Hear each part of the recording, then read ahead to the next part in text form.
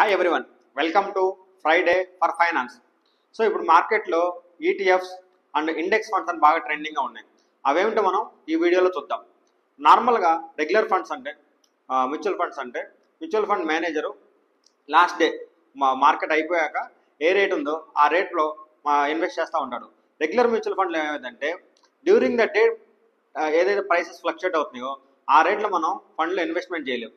But exchange traded fund అంటే ఎలాగైతే మన షేర్ రేట్ పడినప్పుడు మార్కెట్ ఒడిదుడుల వల్ల లేదా షేర్ రేట్ పెరిగినప్పుడు అమ్మడం ఎలా చేస్తామో ఈ ఎక్స్చేంజ్ ట్రేడెడ్ ఫండ్స్ కూడా అలానే ఉంటాయి. It's a combination of shares plus mutual funds. అంటే మ్యూచువల్ ఫండ్స్ లానే ఉంటాయి కానీ ట్రేడ్ అవుతూ ఉంటాయి. మార్కెట్ టైంలో ఎప్పుడు కావాలంటప్పుడు వాడిని అమ్మొచ్చు, సేల్ చేయొచ్చు, పర్చేజ్ చేయొచ్చు.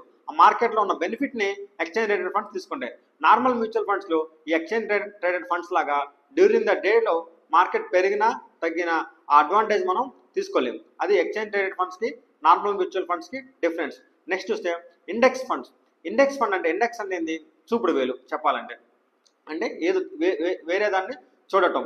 ఎలాగైతే నార్మల్గా నిఫ్టీ కానీ సెన్సెక్స్ కానీ టాప్ 50 కంపెనీస్ టాప్ 30 కంపెనీస్ ఉన్నాయో ఈ ఇండెక్స్ ఫండ్స్ వాళ్ళు ఏం చేస్తారంటే టాప్ 50 కంపెనీస్ ఏవైతే ఉన్నాయో ఇండెక్స్ 50 అని తీసుకుంటే నిఫ్టీలో ఏదైతే టాప్ 50 కంపెనీస్ ఉన్నాయో అది ఏ రేషియోలో ఉన్నాయో.